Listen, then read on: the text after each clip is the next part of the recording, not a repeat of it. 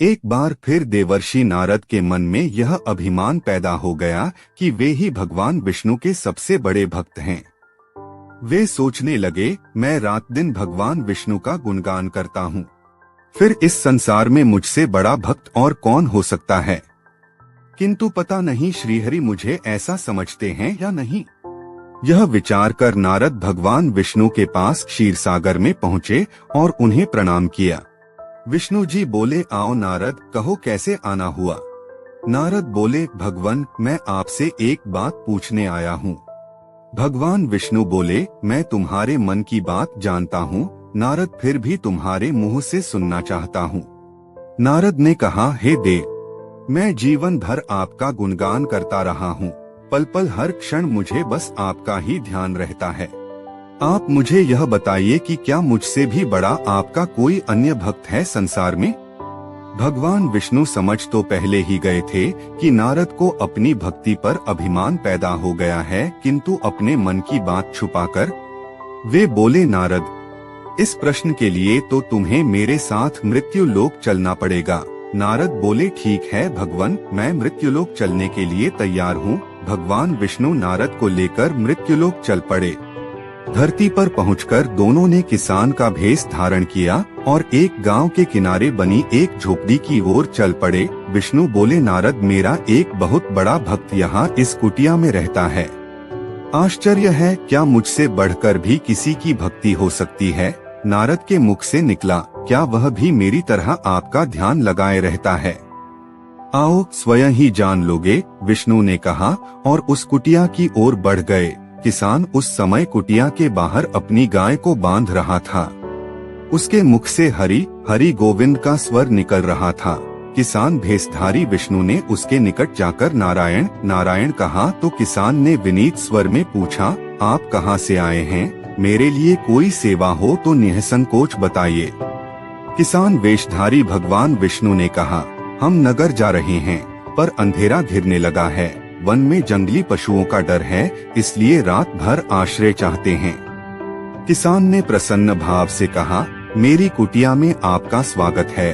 भगवान ने मुझे आप लोगों की सेवा करने का अवसर दिया है, बड़ी कृपा हुई उनकी। बाहर दालान में एक खटिया पर दोनों को बिठाकर किसान अंदर गया और अपनी पत्नी से कहा, देवी, दो अतिथि आए हैं। किसान की पत्नी उस समय अपने बच्चों को भोजन परोस रही थी। धीरे से आटे का बर्तन दिखती हुई बोली, घर में इतना सा ही आटा है और ये बच्चे और भोजन मांग रहे हैं। किसान बोला, कोई बात नहीं, हम अतिथियों को भरपेट भोजन कराएंगे, तुम बच्चों को आज कांजी बनाकर पिला देना। नारद और भगवान विष्णु ने उन दोनों का सारा वार्तालाप सुना, फिर भी परीक्षा के लिए भोजन की थाली पर बैठ गए। जब दोनों भरपेट भोजन कर चुके तो नारद सोचने लगे, यह सीधा साधा गृहस्थ भगवान का सबसे बड़ा भक्त कैसे हो सकता है। उधर श्रीहरि ने किसान से और भोजन लाने की फरमाइश कर दी। बोले, मेरा पेट अभी नहीं भरा, क्या और भोजन मिलेगा। किसान रसोई घर में गया और जाकर पत्नी से पूछा, कुछ और भोजन बचा है क्या। पत्नी बोली, बच्चों के लिए कांजी बनाई है, बस वही शेष है। विष्णु और नारद वह भी पी गए। किसान और उसके परिवार को भूखे ही सोना पड़ा। भूखे बच्चे माँ का आंचल थाम कह उठे, माँ नींद नहीं आ रही है, मुझे बड़े जोर की भूख लगी है। पिताजी ने उन अतिथियों को कांजी भी क्यों पिला दी। किसान ने बच्चे के सर पर हाथ फेरते हुए कहा, अतिथि को भोजन कराना स्वयं विष्णु भगवान को भोग लगाने के समान है बेटा। बाहर दालान में दोनों अतिथि अलग अलग बिस्तरों पर लेटे हुए थे। भगवान विष्णु ने कहा, तुमने सुना नारद, किसान और उसके परिवार को भोजन नहीं मिला, फिर भी वह मेरे गुण गाए रहे हैं। यह तो कुछ भी नहीं है, मैंने तो कई कई दिनों तक भूखे रहकर आपका स्मरण किया है। अगले दिन सुबह उन्होंने देखा किसान भगवान विष्णु की मूर्ति के सामने कह रहा था, गोविंद हरिहर, तुम सदा मेरे मन में बसे रहो, बस मुझे कुछ और नहीं चाहिए। फिर दोनों अतिथियों से बोला, हरि की बड़ी कृपा है, वही जग का रखवाला है, प्रभु की दया से रात को कोई कष्ट तो नहीं हुआ। जब तक आपका जी चाहे तब तक आप दोनों यहाँ रहे, मैं खेत पर जा रहा हूँ। किसान भेषधारी श्री हरि बोले, हम भी तुम्हारे साथ चलेंगे यदि तुम्हें कोई आपत्ति न हो तो। नारद और विष्णु भगवान किसान के साथ उसके खेत पर गए। किसान बोला, यही है अपना खेत, अब मैं अपना काम करूँगा, गोविंद हरि हरि।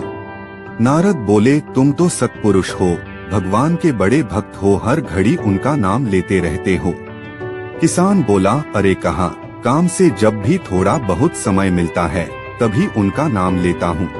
नारद ने पूछा, कब कब मिलता है समय? किसान बोला, सुबह उठता हूँ तब, रात को सोता हूँ तब, और दिन में जब भी काम से समय मिल जाए।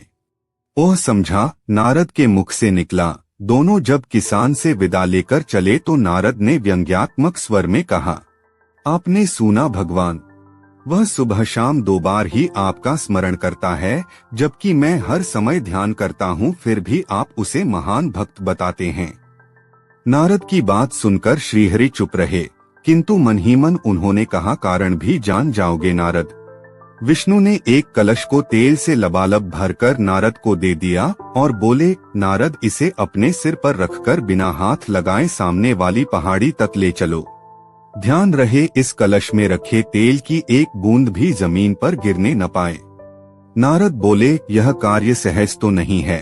यह कहकर नारद ने कलश सिर पर रख लिया और पहाड़ी की ओर चल दिए। नारद पहाड़ी तक गए और लौट आए। विष्णु बोले, लौट आए नारद, ठीक है, अब यह बताओ कि इतनी दूर जाने और आने में तुमने कितनी बार मेरा स्मरण किया है? नारद बोले, एक बार भी नहीं भगवान। करता भी कैसे, मेरा सारा ध्यान तो तेल और कलश की तरफ लगा हुआ था। श्रीहरि बोले, तब तुम ही सोचो, वह किसान दिन भर कठिन परिश्रम करता है, फिर भी 2-4 बार मेरा स्मरण जरूर करता है, और तुम एक बार भी मेरा स्मरण नहीं कर पाए। विष्णु की बात सुनकर नारद के अंतचक्षु खुल गए। वह श्रीहरि के चरणों में गिरकर बोले, मान गया प्रभु।